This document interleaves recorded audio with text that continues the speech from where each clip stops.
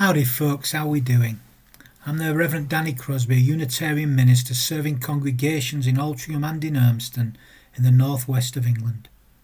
I do hope you're finding the love and that you're witnessing the blessings that are present in life. These are difficult times, I know. It's hard, my friends, but we are all in this together. So I'm offering these devotions as my little bit of hope, doing what I can, playing my role, being a part of the solution. The devotions are offered as a balm for the heart, for the mind, for the spirit and for the soul. And the title for today's reflection is Rooted Like a Tree. So I invite us to still ourselves. Let's invite a loving presence to be here amongst us and to awaken from deep, deep within us. I have lit the flame of freedom in the cup of belonging, acceptance and love. We join together in our physical separation, but united in our devotion to life and to love. Help us to sing for joy, like the birds sing each morning their faith in being alive and being here. May we know the deep connections that sustain us, those roots that hold us so close, those roots that nurture us beneath the surface of our lives. May we be unafraid to explore the depths of being, the many layers of life. May we remember that we are deeply connected in heart, mind, spirit and soul. May we be open to all that this day brings, to all that life offers, and may we offer our all to life. May our beings become a vessel this day, a vessel of love, this day and in all the days to come. Amen.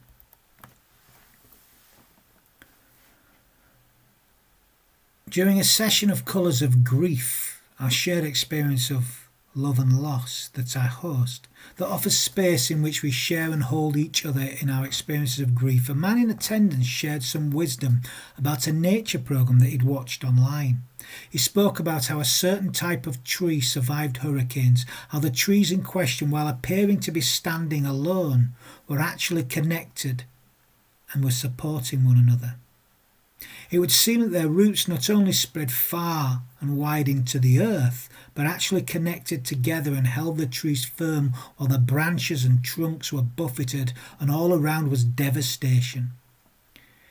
He shared this beautiful wisdom as we spoke about the need to connect and hold one another in our struggles and our suffering, that none of us are an island, that we need one another, that we are held together by a web of mutuality.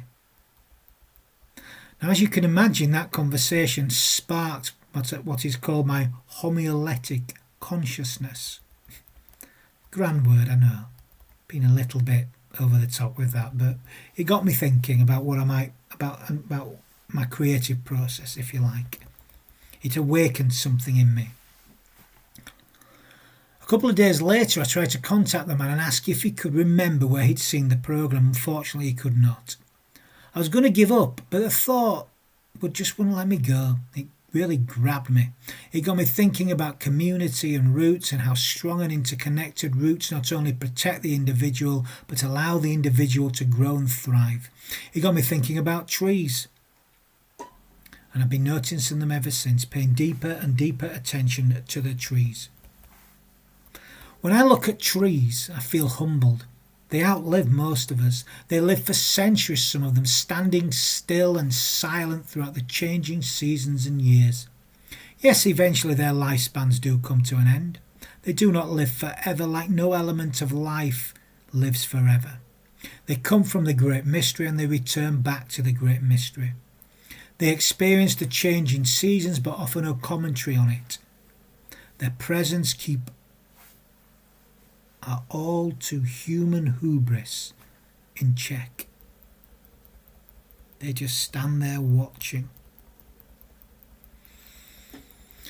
I have grown to love the way that trees celebrate the changing seasons in silence and security. Just standing there as symbols of the changing nature of life. Yes, they bend and reshape and change colour. They look different as the seasons progress, and yet they stand there safe and secure, expressing the eternal nature of life.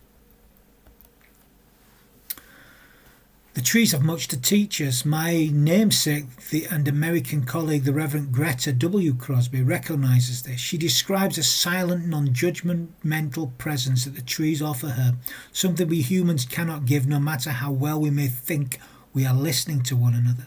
The trees simply stand there erect and open, never shrinking away or rejecting, offering unconditional love and unconditional acceptance.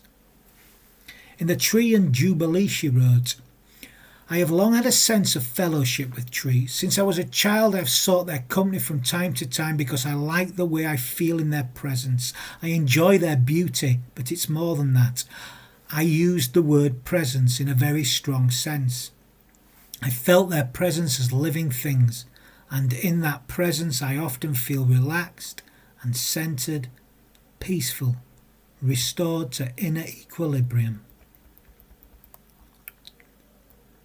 For many of us, life is the meaning of the tree, but for me, perhaps the greatest thing about the tree is its silence. Whatever the tree says to us, whatever it answers to our questing, the tree gives its message without words, and the tree bears with us well. It does not judge, it does not react to our anxieties, it does not run after us, it just stands there with open arms.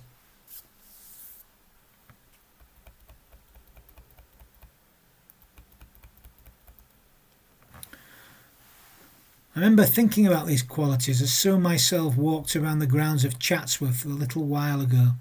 Sue, like Greta, often embraces trees, and she's embraced several that day. I did not. I simply observed them reverently, occasionally finding myself bowing toward them. And as I bowed, my mind wandered to the concept of the tree of life. The tree of life is a beautiful and universal symbol that can be found in many of the world's religious traditions.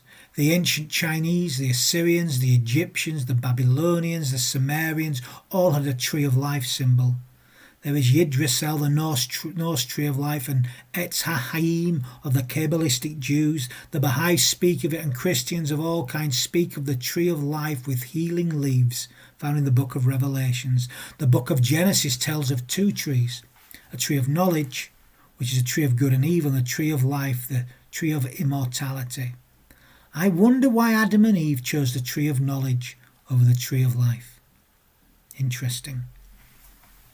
The tree of life is a symbol of rebirth and renewal. It's a signpost to the path of enlightenment. It reveals a timeless and eternal wisdom. The Buddha gained enlightenment beneath the Bodhi tree. The tree blessed him as it did so, showering him with blossom. Wisdom also comes to mind when I think of the tree of life. An eternal wisdom that comes with time, with age. A deeper wisdom than just the tree of knowledge, the knowledge enough alone. There is a deeper wisdom than mere knowledge that comes through living life.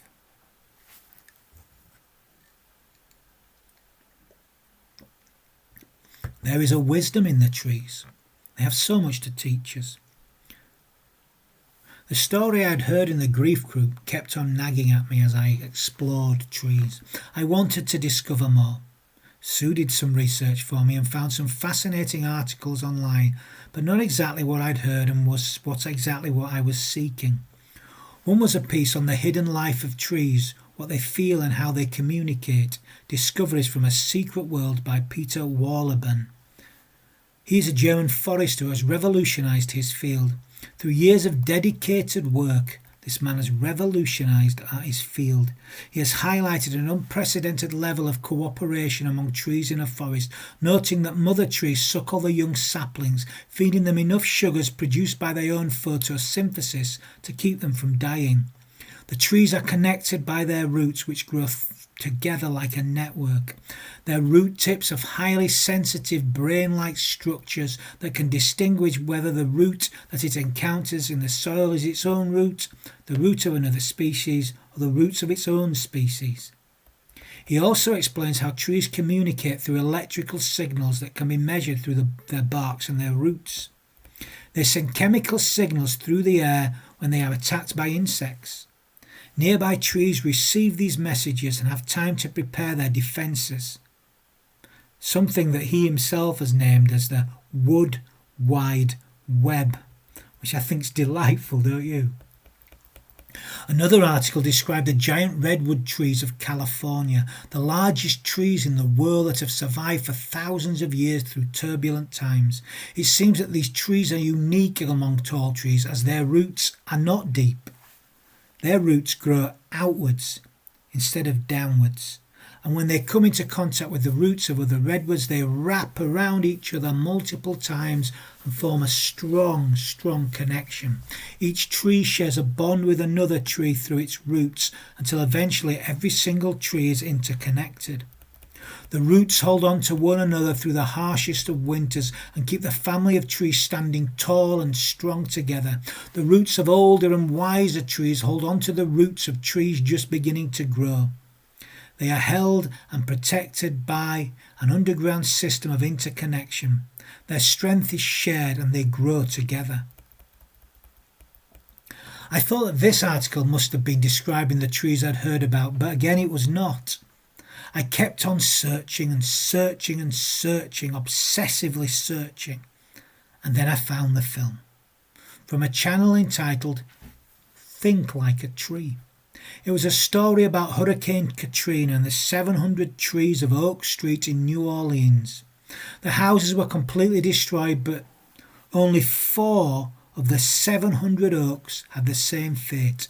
The rest of the oaks survived intact. And there was good reason for this, one being their spiral trunks and branches which allow them to flex in the wind, and their leaves that curled into a Fibonacci sequence which allowed the wind to flow through with minimal friction.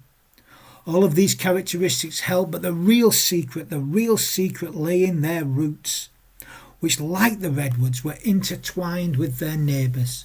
So when the hurricane hit a tree, it wasn't just hitting one tree, it was hitting a whole community of trees. It was thus intertwining the roots of the trees that allow them to survive the elements. They bound together in mutual love. As I reflected on these fascinating ways that trees seemingly survive and thrive in challenging conditions through a kind of mutuality, I thought how much we humans could learn from them. We are not merely individual life forms. We belong to a web of mutuality. All life is connected and interconnected. To truly thrive, we need to take care of our roots and our connections to one another. I wonder if as a society this is something we lose sight of. What we do to the least of us, we do to all of us. Now this brings to mind the wonderful hymn Spirit of Life by Carolyn McDade, particularly the line, "Roots hold me close and wings set me free." The roots come before the wings because we need to be held close in mutual love in order to truly fly and thrive and therefore fly free, to be all that we can possibly be. Because to focus only on the wings does not create the community and the stability that we need to fly free. When I think of those roots that hold the essence of those trees and enables them to thrive, it reminds me of communal love.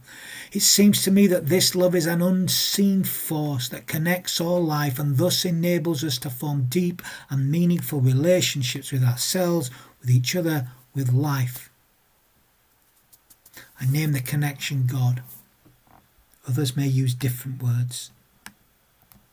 It's love that allows us to connect with all that exists, all that has been in the time before, and all that's been in the time before now, and all that will be in the future. It is love that enables those roots to stretch out and connect with each other, to communicate and feed one another in a web of mutuality, just like the forest trees and the oaks of New Orleans.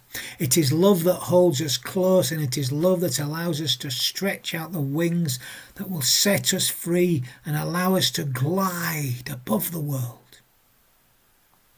To know love is to know that you belong.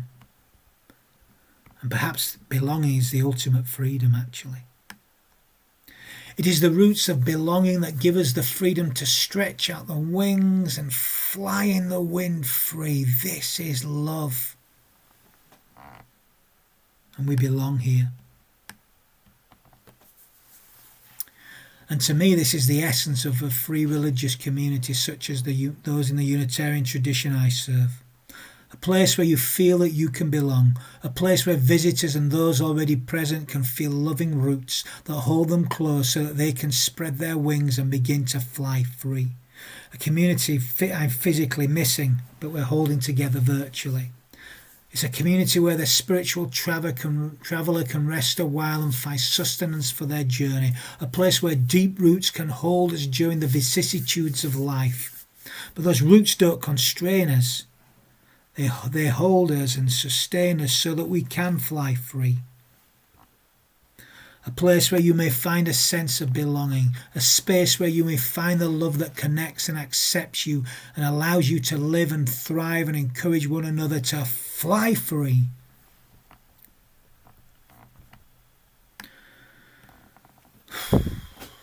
So I'm going to end today. That's enough for today. I've said enough for today. I'm going to end with a few words of blessing. You know, we need to bless more. And we can all bless. We bless by giving our whole hearts to life. So let's begin by blessing today. Let's give our whole hearts to life. May the Eternal bless you and protect you. May the Eternal smile on you and favour you. May the Eternal befriend and prosper you. And may we sing the song of the Eternal. And may we do so in all that we feel, in all that we think, in all that we say, in all that we do.